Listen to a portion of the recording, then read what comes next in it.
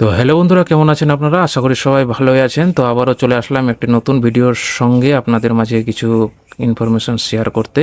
ইতিমধ্যে আপনারা একটি খবর খুব ভাইরাল হয়েছিল, যেটি হলো 22শে জুলাই নাকি যুব শক্তির ফর্ম ফিল আপ চালু হয়েছে, এরকম টাইপের খবর আমরা শুনতে পেয়েছি।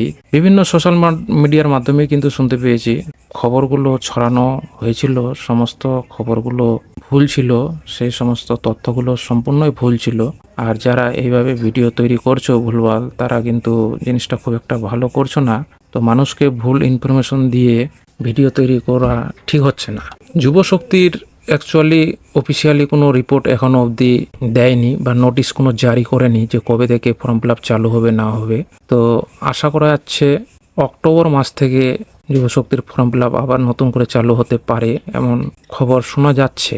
কিন্তু অ্যাকচুয়ালি খবরটা কতটা সত্যি কতটা মিথ্যা সেটা এখনও অবধি অফিসিয়ালিভাবে নোটিশ জারি করেনি, কিন্তু আগামী অক্টোবর মাস থেকে শুরু হতে পারে।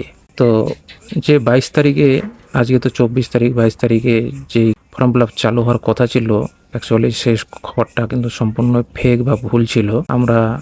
যখন আমরা এই সাইটটিকে খুলে দেখছি, যুব শক্তি যে এই নতুন সাইটটি তৈরি করেছে, এখানে যুব শক্তি করেছে, কিন্তু এই যুব শক্তি আগে কিন্তু বাংলার যুব সাথী নামে পোর্টালটি ছিল।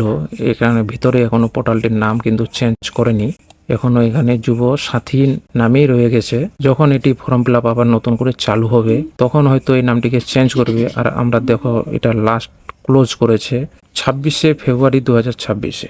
আর নতুন করে এখন অবধি এটিকে খুলেনি বা এখানে কোনো ধরনের ফর্ম ফিল আপ হচ্ছে না। তো ভুলভাল ইনফরমেশনে পা দেবেন না।